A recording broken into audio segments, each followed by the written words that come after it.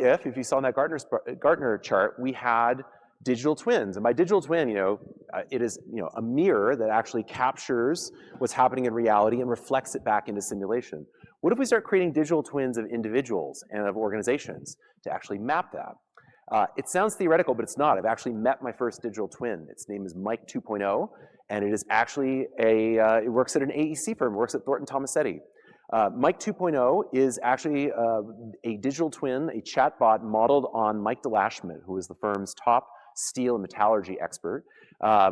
Mike, he was retiring, he was 65 years old, this is like 2 years ago, I believe.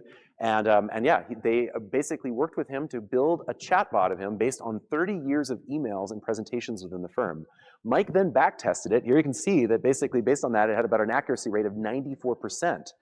And then sadly, tragically, Mike died at the age of 65. His wife had died a few years earlier, and Mike died young as well. And the last time I checked with Rob Otani, the CTO of Thornton Tomasetti, when I asked, so by the way, who owns Mike 2.0? Can I talk to your chief legal counsel about this? Rob wrote back and said, LOL, it's the Wild West. And then I had never heard from him again. So Thornton Tomasetti, I think, now owns Mike 2.0. And now they actually have a living, immortal version of their top steel expert who they can consult on questions 24/7 as often as they like.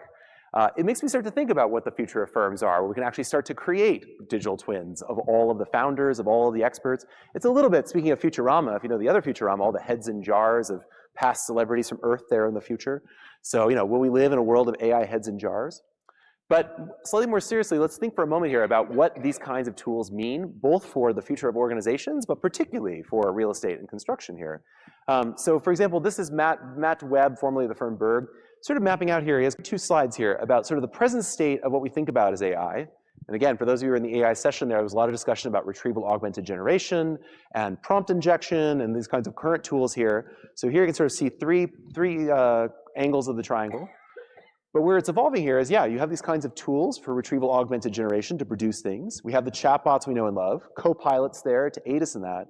But it's really on the right side that I want to talk about for a moment, about agents, because agentic systems is where things are moving very, very quickly. If you've been following the news, you see that Salesforce, for example, is launching Agentforce. And then OpenAI has got under wraps along with GPT-5 its own force as well. But we can start to think out and tease out the effects of this right now in real time. And so, for example, last year, a team of Stanford and Google DeepMind researchers put out an experiment called Smallville. They created their own version of The Sims with a dozen AI agents. And by agents, I mean they were basically constructed with an architecture that could, given a brief backstory, remember, learn, reflect, decide, and act upon this. And they would do so by basically making repeated calls to large language models. They would talk to themselves effectively in doing so. So in the original experiment, they created a Valentine's Day party, and they played matchmaker, et cetera.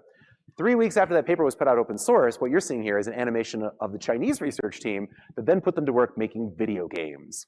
It took about 3 weeks until they basically turned them into digital slaves. And so as you can see this here, the agents in question organize themselves into a workflow and basically assign themselves roles. And in 7.71 seconds, they had designed and produced and coded their very first rudimentary video game. So we can start to see what's becoming possible. And if you think that's an experiment, this is Jensen Huang of NVIDIA. And this is him talking at the largest computer expo in Taipei earlier this year about NIMs, NVIDIA Intelligent Machines.